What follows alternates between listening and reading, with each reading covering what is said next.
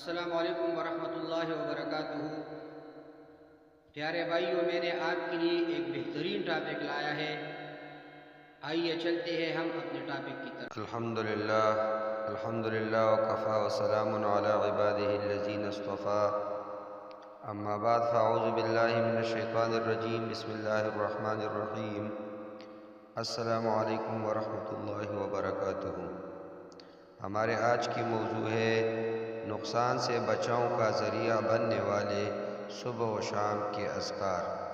پیارے بھائیوں، یہ دعا نبی کریم صلی اللہ علیہ وسلم سے ثابت ہے، جیسے کہ اہل علم نے اسے ذکر کیا ہے۔ چنانچہ ابان ابن عثمان بیان کرتے ہیں کہ عثمان ابن عفان رضی اللہ تعالی عنہ کہتے ہیں، میں نے رسول اللہ صلی اللہ علیہ وسلم کو فرماتے ہوئے سنا، جو شخص 3 بار یہ کہے، بسم اللہ الذی لا یضر مع اسمہ شیء فی الارض ولا فی السماء وہو السمیع العلیم، اللہ کے نام سے میں صبح یا شام اسی کی پناہ میں آتا ہوں، اس کے نام سے زمین و آسمان میں کوئی چیز بھی نقصان نہیں دیتی، اور وہ خوب سننے والا اور جاننے والا ہے۔ تو اسے صبح تک کوئی اچانک پہنچنے والے تکلیف نہیں پہنچے گی، اور جو یہ کلمات صبح کے وقت کہیے تو شام تک اسے اچانک پہنچنے والے تکلیف نہیں پہنچے گی۔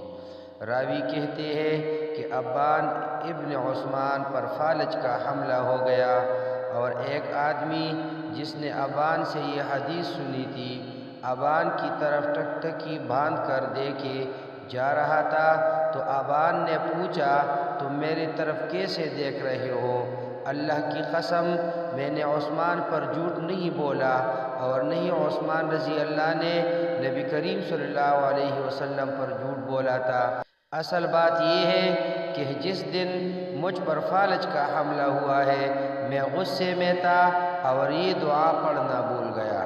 ابو داؤد 5088 اور ترمذی نے اس روایت کو حدیث نمبر 3388 میں ان الفاظ کے ساتھ ذکر کیا ہے، جو شخص روزانہ 3 مرتبہ صبح اور شام کہیے، بسم اللہ الذی لا یضر مع اسمہ شیء فی الارض ولا فی السماء وہو السمیع العلیم، اللہ کے نام سے میں صبح یا شام اسی کی پناہ میں آتا ہوں، اس کے نام سے زمین و آسمان میں کوئی چیز بھی نقصان نہیں دیتی، اور وہ خوب سننے والا اور جاننے والا ہے، تو اسے کوئی نقصان نہیں پہنچے گا۔ پیارے بھائیوں، روایت ذکر کرنے کے بعد امام ترمذی رحمہ اللہ کہتے ہیں، یہ حدیث حسن اور غریب ہے۔ اس حدیث کو ابن قیم رحمہ اللہ نے زاد المعاد 2 نمبر جلد 338 میں، اور البانی رحمہ اللہ نے صحیح ابو داؤد میں صحیح قرار دیا ہے۔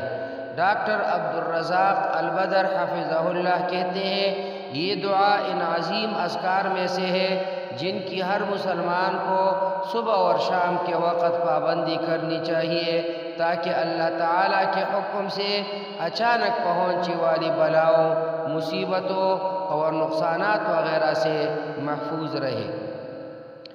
قرطبی رحمہ اللہ اس حدیث کے بارے میں کہتے ہیں، یہ حدیث صحیح ہے، یہ حدیث صادق و امین صلی اللہ علیہ وسلم کی ہے، اس پر ہمیں دلیل اور تجربے ہر 2 طرح سے اطمینان ہے، کیونکہ میں نے جب سے یہ روایت سنی تھی، میں پابندی سے یہ دعا پڑھا کرتا تھا، پھر جب مجھ سے چھوٹ گئی تو مجھے مدینہ میں رات کے وقت ایک بچھو نے کاٹ لیا، تو میں نے خوب سوچ و بچار کی، تو مجھے یاد آیا کہ میں نے ان کلمات کے ذریعے اللہ تعالیٰ کی پناہ حاصل نہیں کی تھی۔ یہ دعا پڑھنے کے لیے سنت یہی ہے کہ صبح و شام 3 بار اسے پڑھا جائے۔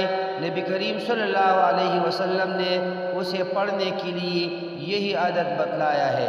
نبی کریم صلی اللہ علیہ وسلم کا فرمان، الذی لا یضر مع اسمہ شیء فی الارض ولا فی السماء اس کا مطلب یہ ہے کہ جو شخص بھی اللہ تعالیٰ کا نام لے کر اس کی پناہ میں آتا ہے تو اسے آسمان یا زمین کسی بھی جانب سے کوئی مصیبت نہیں پہنچتی۔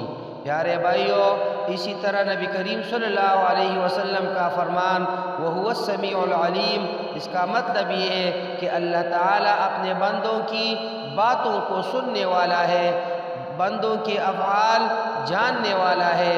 اللہ تعالیٰ کے سامنے کسی کا کوئی عمل چاہے وہ زمین میں ہو یا آسمان میں، اللہ تعالیٰ سے اوجھل نہیں ہو سکتا۔ نیز صحیح مسلم میں ابو ہریرہ رضی اللہ تعالی عنہ سے ثابت ہے کہ وہ کہتے ہیں ایک آدمی رسول اللہ صلی اللہ علیہ وسلم کے پاس آیا اور کہا یا رسول اللہ، مجھے کل رات ایک بچھو نے ڈنگ مار دیا ہے۔ تو اس پر آپ صلی اللہ علیہ وسلم نے فرمایا اگر تم شام کے وقت کہہ دیتے اعوذ بکلمات اللہ التامات من شر ما خلق، میں تمام مخلوقات کے شر سے اللہ تعالیٰ کے کامل کلمات کے ذریعے اس کی پناہ چاہتا ہوں، تو تمہیں بچھو ڈنگ نہ مارتا۔ مسلم شریف کا 2709 نمبر حدیث ہے۔ اور اسی طرح ترمذی کی روایت میں ہے کہ جو شخص شام کے وقت 3 بار کہے اعوذ بکلمات اللہ التامات من شر ما خلق، میں تمام مخلوقات کی شر سے اللہ تعالیٰ کے کامل کلمات کے ذریعے اسی کی پناہ چاہتا ہوں، تو اس رات کوئی بھی زہریلی چیز اسے نقصان نہ دے۔ حدیث کی عربی متن میں الحمۃ کا لفظ ہے جس کا معنی ہے کوئی بھی زہریلی چیز، مثلا بچھو وغیرہ۔ امام ترمذی رحمہ اللہ نے سہیل ابن ابو صالح مذکورہ حدیث کی راوی کی یہ روایت ذکر کر کے ذکر کیا ہے کہ سہل ابن ابو صالح کہتے ہیں ہمارے تمام بچوں اور گھر والوں نے یہ دعا سیکھی ہوئی تھی، چنانچہ سب گھر والے روزانہ ہر رات کو یہ دعا پڑھا کرتے تھے۔ ایک رات ایک بچی کو بچھو نے ڈنگ مارا تو بچی کو کوئی تکلیف محسوس نہیں ہوئی۔ یہ حدیث اس دعا کی فضیلت کے لیے دلیل ہے۔ چنانچہ جو شخص شام کے وقت یہ دعا پڑھے تو وہ اللہ تعالیٰ کے حکم سے سانپ کے ڈسنے یا بچھو وغیرہ کے ڈنگ مارنے سے محفوظ رہے گا۔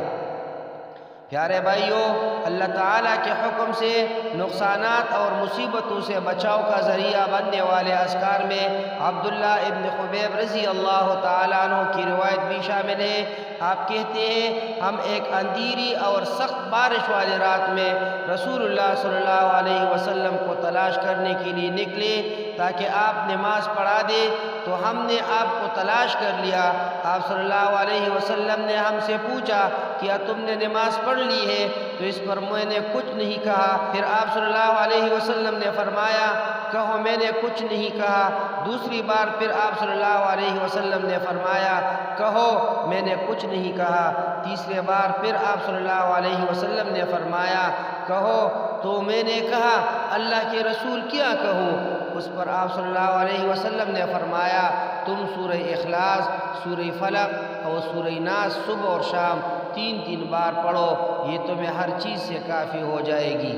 ابو داود 5082 اور ترمذی 3575 نمبر نے اسے روایت کیا ہے، اور ترمذی رحمہ اللہ نے اس حدیث کو صحیح اور غریب قرار دیا، جبکہ امام نووی رحمہ اللہ نے اسے الاذکار صفحہ نمبر 107 میں صحیح الاسناد کہا ہے۔ خلاصہ یہ ہے کہ مذکورہ بالا دعائیں اور اذکار اللہ تعالیٰ کے حکم سے مسلمان کو ہمہ قسم کے نقصان اور تکلیف سے تحفظ فراہم کرتی ہے، تاہم یہ تحفظ اللہ تعالیٰ کی مشیت کے ساتھ منسلک ہے۔ چنانچہ اگر کسی شخص کو ان اذکار کے پڑھنے کے باوجود کوئی تکلیف پہنچ جائے تو یہ اللہ تعالیٰ کی مشیت اور فیصلے کے تحت ہوتا ہے، یہ اللہ تعالیٰ کی کمال حکمت اور اس کی بنائی ہوئی تقدیر کے مطابق ہوتا ہے۔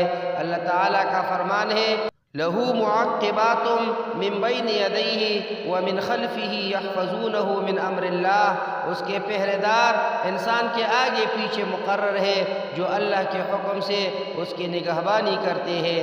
اس آیت کی تفسیر میں عکرمہ رحمہ اللہ ابن عباس رضی اللہ تعالی عنہما سے کہتے ہیں کہ یحفظونہ من امر اللہ سے مراد وہ فرشتے ہیں جو انسان کو آگے پیچھے سے تحفظ فراہم کرتے ہیں، لیکن جب اللہ تعالیٰ کی طرف سے تقدیری فیصلہ آ جائے تو کنارہ کشی اختیار کر لیتے ہیں۔ اور اسی طرح مجاہد رحمہ اللہ کہتے ہیں ہر انسان پر ایک موکل فرشتہ ضرور ہوتا ہے، یہ فرشتہ اس انسان کو سوتے اور جاگتے جناتی یا انسانی شیطانوں سے تحفظ دیتے ہیں۔ چنانچہ کوئی بھی چیز انسان کو نقصان پہنچانے کے لیے آتی ہے تو یہ موکل فرشتہ اسے کہتا ہے الٹے قدموں واپس ہو جاؤ، لیکن جو چیز اللہ تعالیٰ کے حکم سے آئے تو وہ اس انسان کو پہنچ کر رہتی ہے۔